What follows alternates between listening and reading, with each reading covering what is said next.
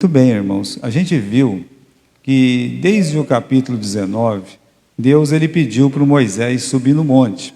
E quando Moisés subiu no monte, o que ele faz? Ele recebe aquela lei, né? Ele recebe os 10 mandamentos. E depois que ele recebeu essa lei, os 10 mandamentos, Deus deu outros mandamentos.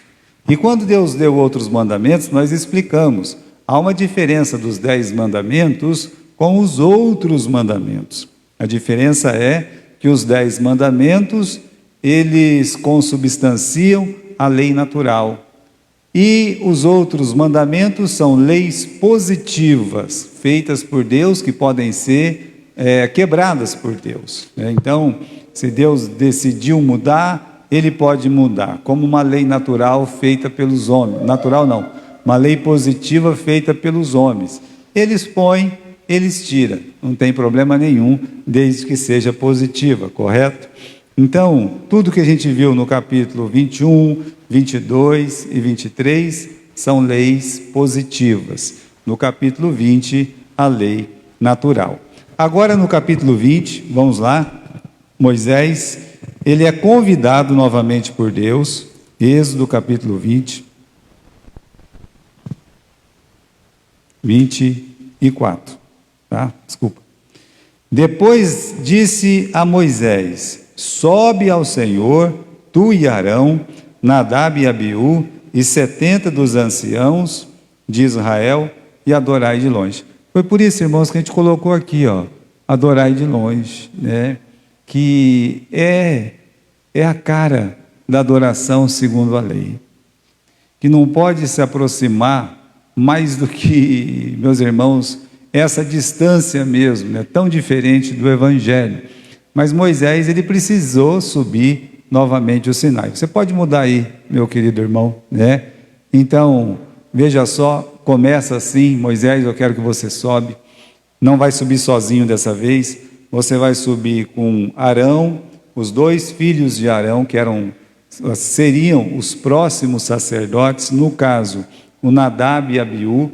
Então aqui é Arão pai, Nadab e Abiú filho, e aí mais 70 dos anciãos, ou seja, pegou 70 pessoas, tidas ali como os principais do povo de Israel, e eles, meus irmãos, eles vão subir até um certo ponto, né? Só que Deus está dizendo aqui: olha, vocês vão adorar de longe.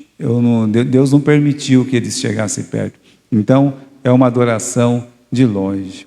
O que mostra, meus irmãos, a realidade que existe de distância entre Deus e o homem.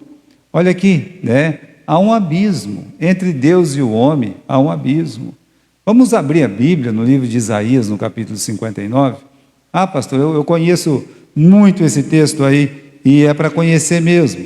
Por quê? Porque nós, irmãos, que temos uma consciência do nosso pecado, nós conhecemos esse versículo. Olha o versículo 2 do capítulo 59, né?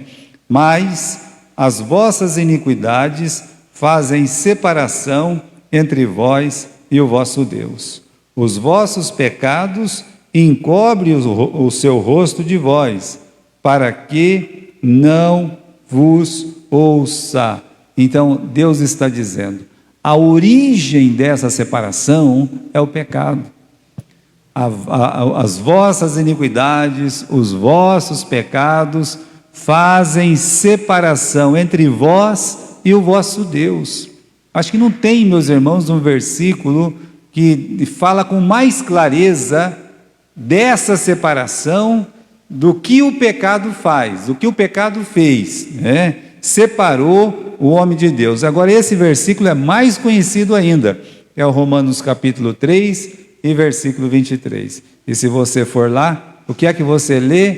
Todos pecaram. E tem tradução que traz o quê? E estão separados da glória de Deus. Então, o que faz um homem estar separado de Deus? É o pecado. O pecado separa o homem de Deus. Então, meus irmãos, naturalmente, o pecado faz com que o homem esteja longe de Deus. Veja, havia uma aproximação entre Deus e Adão e Eva.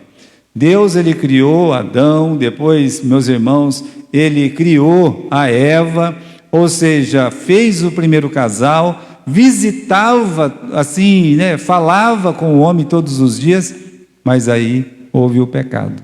E quando teve o pecado, então acabou aquela aproximação, já começou uma distância. Por quê? Porque imediatamente o homem correu para trás das árvores, para trás dos arbustos lá, e foi se esconder, já estava separado.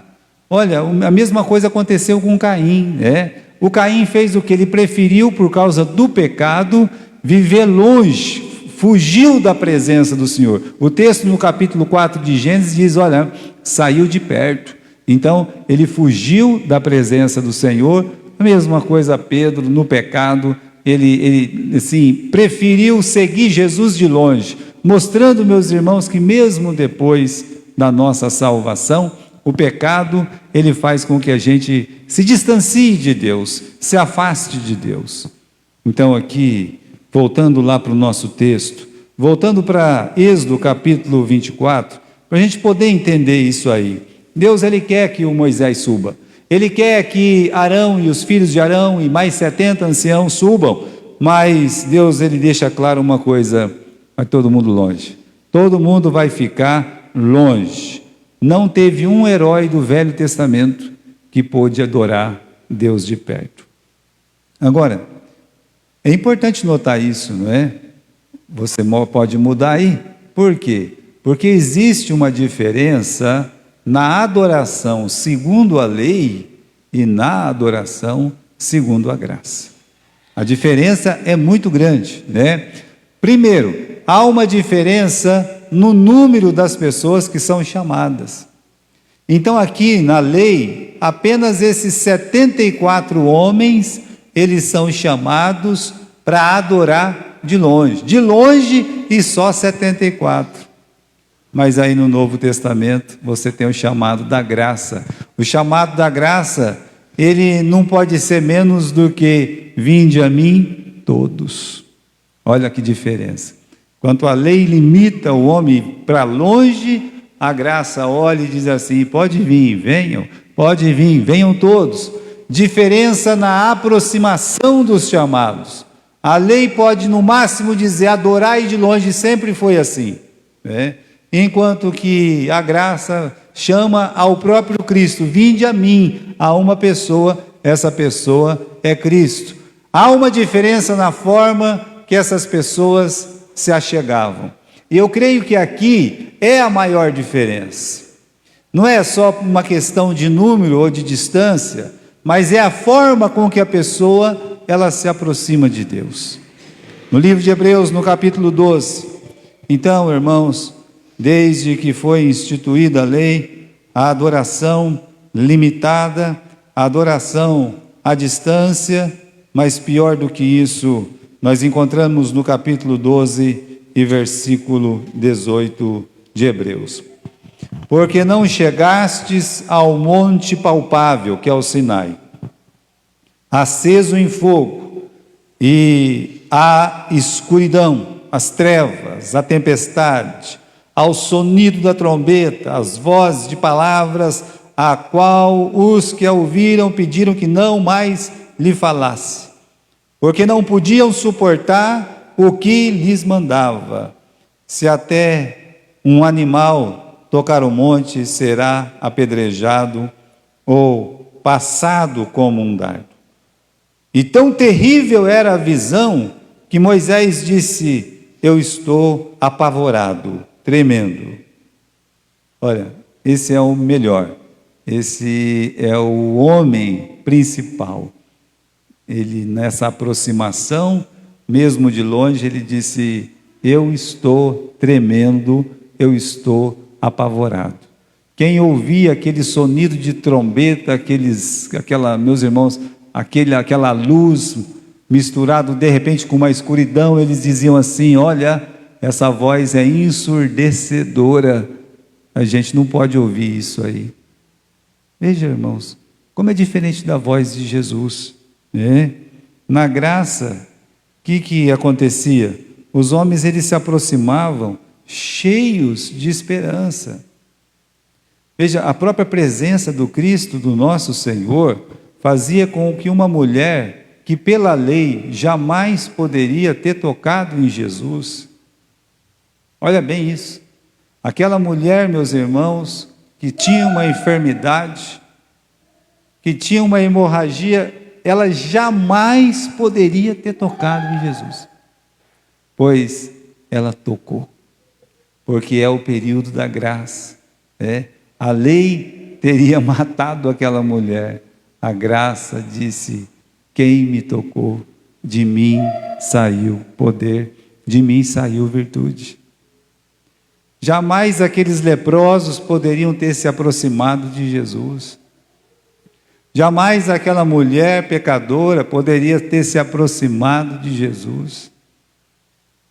Olha a diferença que é da lei para a graça, quando o assunto é a aproximação. Agora nós temos um versículo aqui que resume tudo, Quando Paulo fala para os Efésios: agora em Cristo Jesus, vós que antes estáveis longe. E é assim uma pessoa sem Jesus. É assim uma pessoa debaixo da lei, ou debaixo da idolatria, ou debaixo do ateísmo. Eles estão longe de Deus. E aqui a palavra de Deus diz: olha, vocês em Cristo, vós que estáveis longe, já pelo sangue de Cristo chegastes perto.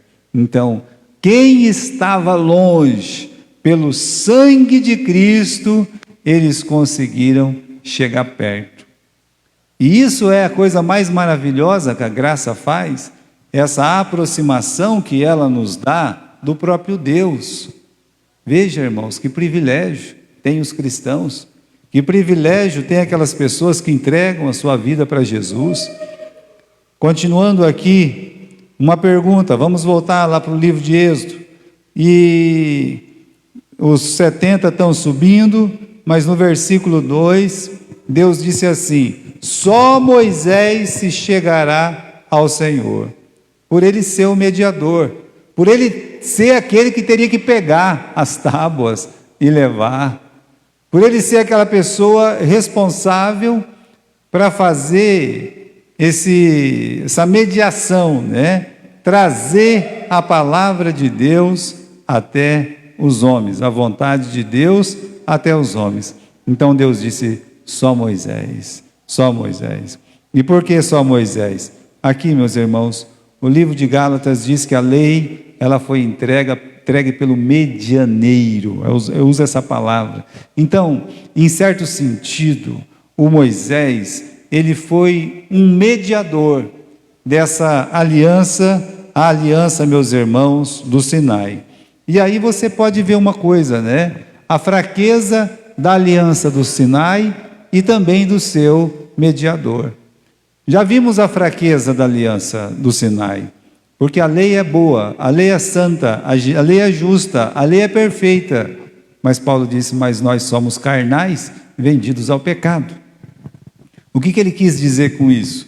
Por melhor que fosse a lei, a única coisa que ela podia fazer é apontar defeito, apontar pecado, não tirar pecado. Então a lei mostra para o homem o quão mau ele é. A lei não mostra para uma pessoa o quão boa ela é. Olha, aquela pessoa é boa, porque ela guarda a lei. Não. Olha, você guardar a lei do trânsito faz de você apenas o quê? Um bom cidadão? Não, um cumpridor, que é mais que a nossa obrigação, É nossa obrigação ser esse cidadão exemplar. Mas a lei não melhora ninguém, a lei só mostra o que uma pessoa faz de errado. Por isso, ela aponta que somos pecadores, mas a lei não pode nos limpar. Moisés, ele é o grande mediador entre Deus e o seu povo nessa aliança, mas ele não podia nem salvar a si mesmo. Então, irmãos, há uma fraqueza, não somente daquela aliança, como há uma fraqueza do mediador daquela aliança. Veja uma outra coisa, como fraqueza do mediador, nós podemos abrir em Jeremias capítulo 15, versículo 1. Nesse texto de Jeremias capítulo 15, versículo 1, é Jeremias? É Jeremias, né? Deus, ele tá fazendo uma ponderação. Ele coloca aqui, meus irmãos, dois homens que eram intercessores. O que é um intercessor? É uma pessoa que ora por alguém. Que um crente deveria ser um intercessor, né? Está orando por alguém. Agora veja só, na Bíblia, pelo menos duas pessoas se destacaram por serem exímios intercessores. Quem são os dois? Esses dois que estão aí em Jeremias capítulo 15, versículo 1. O primeiro é quem? O primeiro é Samuel. Quantas vezes Samuel se jogava entre Deus e o povo e dizia: Senhor, não destrói esse povo, Senhor. Quantas vezes ele fez isso? Ele se jogava. Ele era um intercessor. E também Samuel, meus irmãos, a vida dele era intercessão, era uma vida de oração, o tempo todo orando por aquele povo de Israel. E olha o que Deus está dizendo aí: ainda que Samuel, ainda que Moisés intercedesse por essa cidade, né? Olha, eu não ia escutar, né? Mostrando, meus irmãos, que eles, por melhores intercessores que fossem, eles não podiam ajudar aquelas pessoas que viviam debaixo da lei. No tempo de Jeremias, ainda vivia debaixo da lei, mostrando uma fraqueza da aliança do Sinai e o seu mediador. Agora, Jesus não. Jesus é o grande mediador. Jesus é aquele que pôde olhar para o Pai e dizer: Pai, nas tuas mãos eu entrego o meu espírito. E antes de morrer, ele podia dizer: está pago, eu paguei, Pai. Eu fui lá, eu quitei a dívida do Gilberto. Eu quitei os pecados do Gilberto. Eu quitei os pecados do Adão. Está pago, Senhor. Eu quitei os pecados deles, de todos nós. Ele disse e Deus consentiu. Está pago. Ele aceitou. Moisés jamais podia dizer isso. Senhor, estou aqui para dizer que eu quero pagar a conta aí do Nadab e do Abiú, que ofereceram um fogo estranho. O que aconteceu com Nadab e Abiú? Foram queimados. Foram queimados, irmãos, praticamente do lado de Moisés, e ele não podia fazer nada. Quando Deus mandou aquelas cobras, aquelas serpentes picando as pessoas lá no deserto, Moisés não podia fazer nada. Veja, meus irmãos, ele não podia evitar. Por quê? Porque quando nós falamos de mediador, a Bíblia lembra uma coisa: só há um mediador entre Deus e os homens, Jesus Cristo, homem. É nele que nós cremos. Nós podemos falar, meus irmãos, a gente não gosta muito de falar de outras igrejas e religiões, né? Algumas igrejas evangélicas, ela tem um mal de exaltar ministro, pastor, e aí eles vão dando nome para os pastores, né? Nem tem na Bíblia isso, né?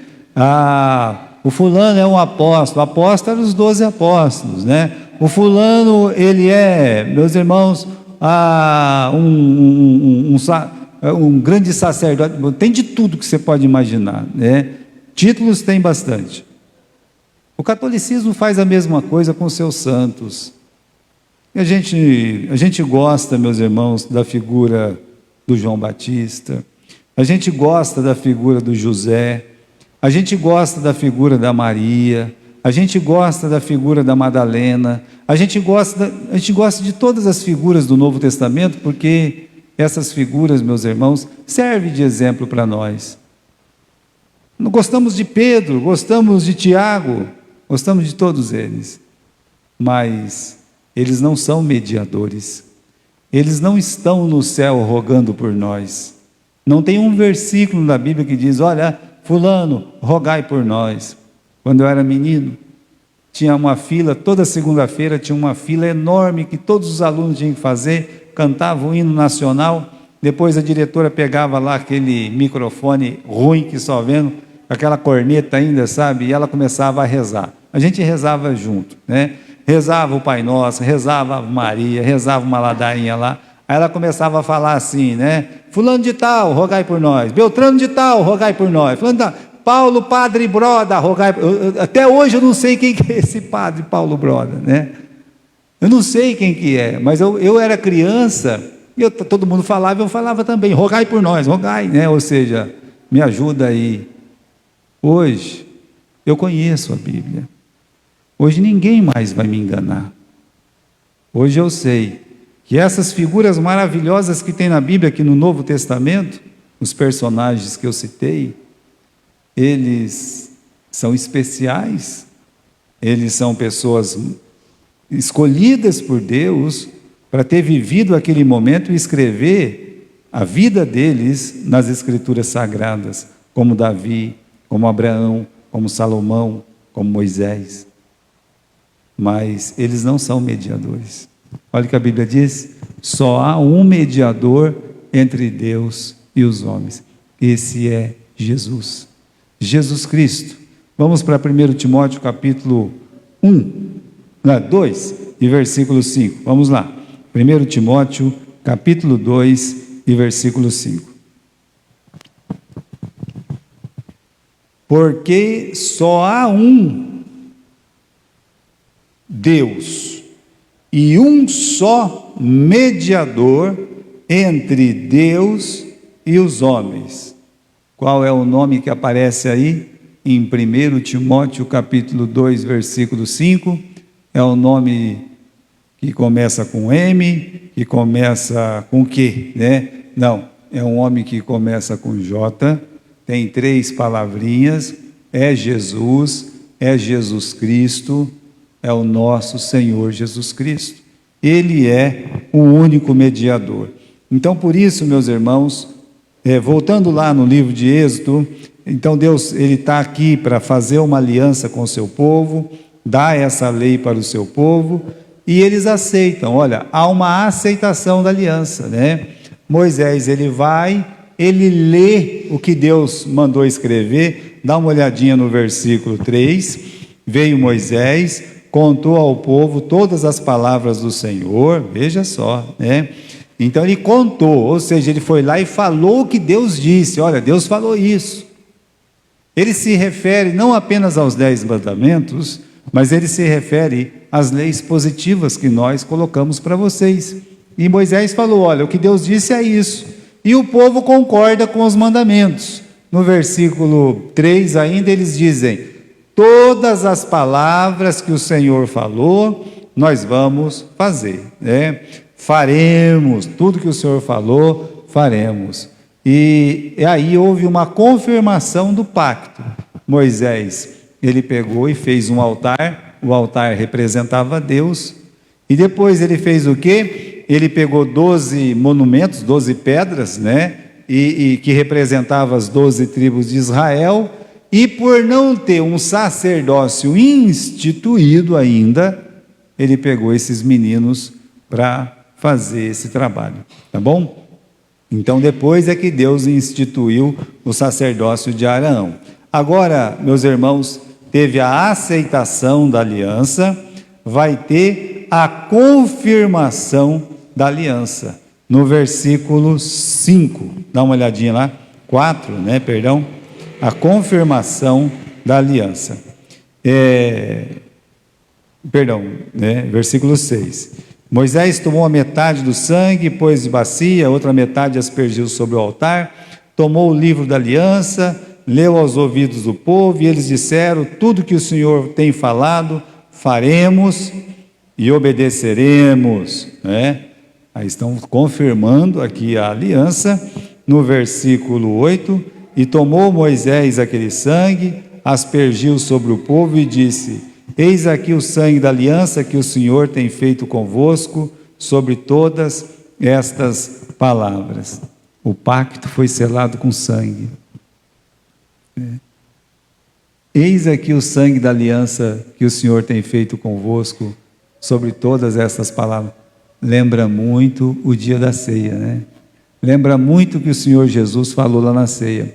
Agora, por que, meus irmãos, foi selado com sangue, né?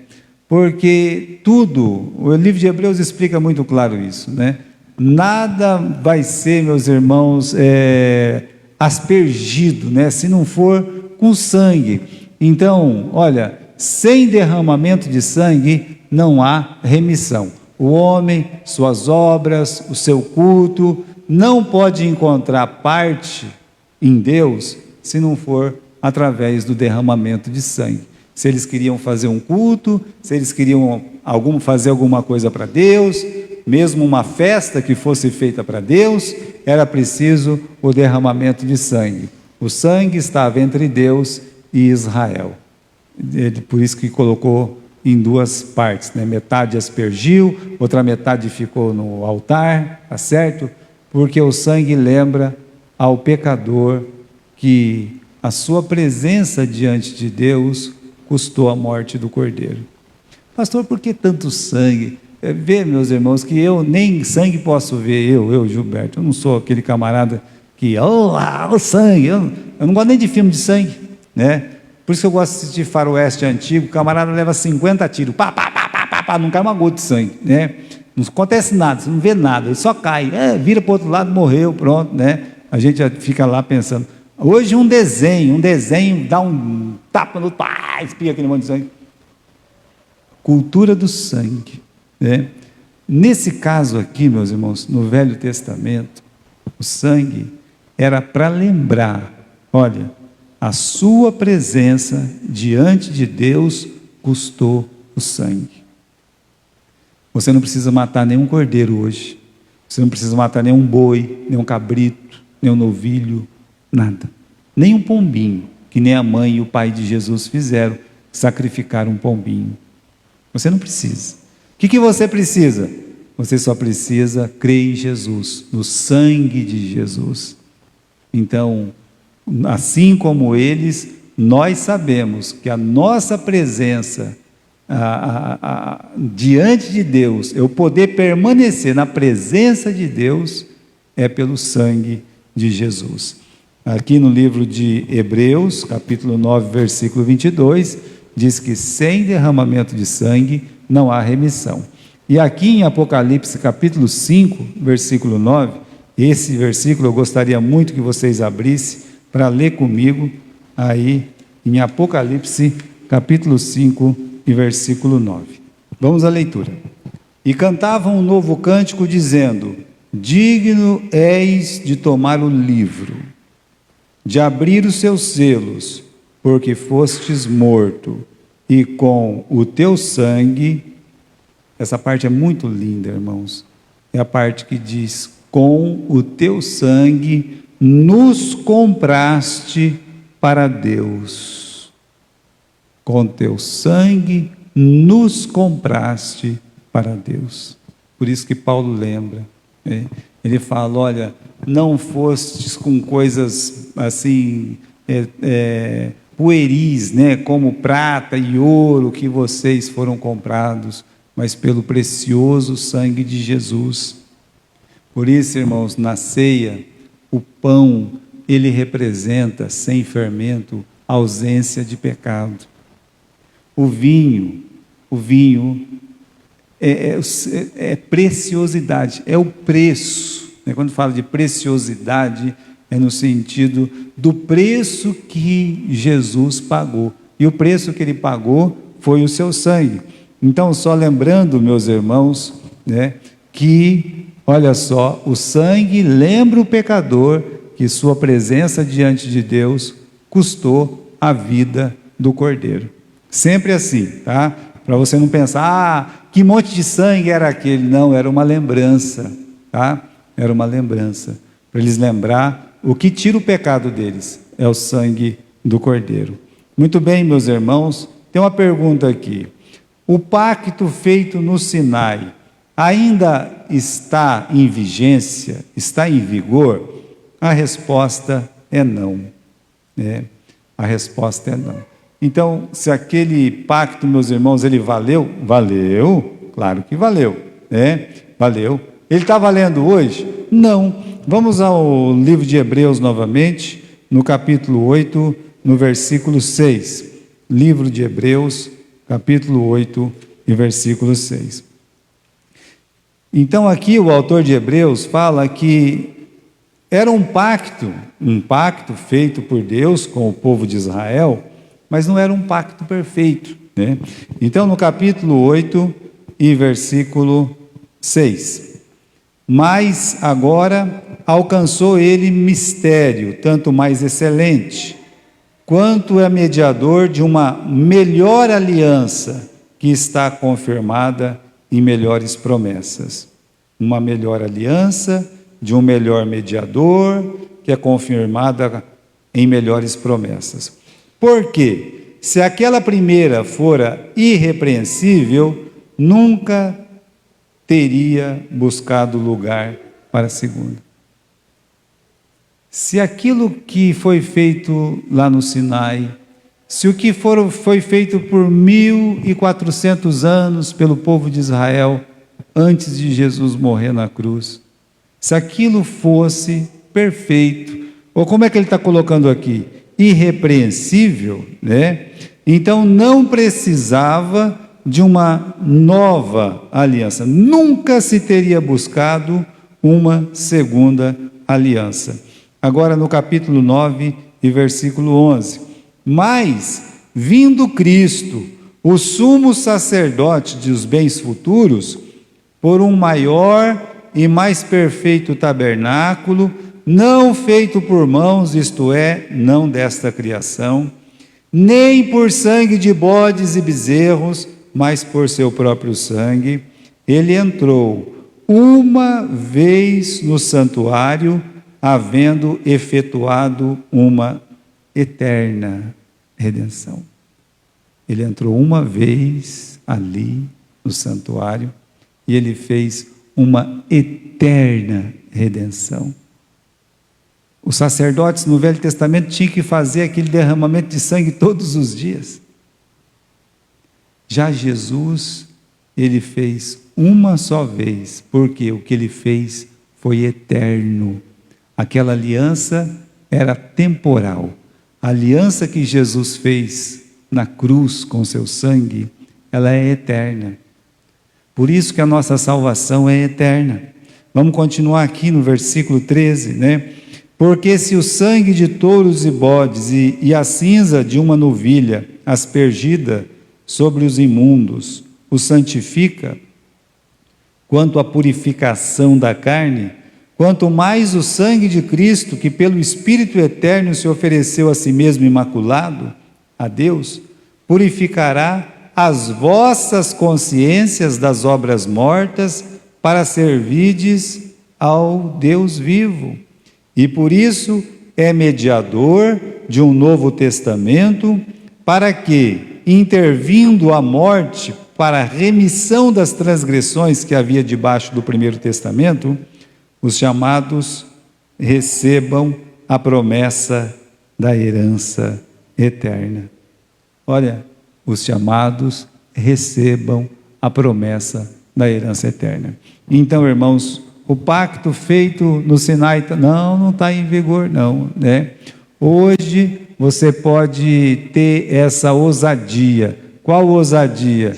De poder olhar e dizer assim, olha, eu posso entrar no Santo dos Santos, eu posso entrar na presença de Deus. Por quê? Pelo sangue de Jesus. Então vamos ver a resposta das pessoas, né? Voltando lá no livro de Êxodo, capítulo 24, por 2 vezes eles responderam, tudo o que o Senhor tem falado, faremos. Tem uma coisa, irmãos, Deus não mandou ninguém falar nada, mas os judeus gostam de falar. Tudo que o Senhor falou, nós vamos fazer. Tá bom.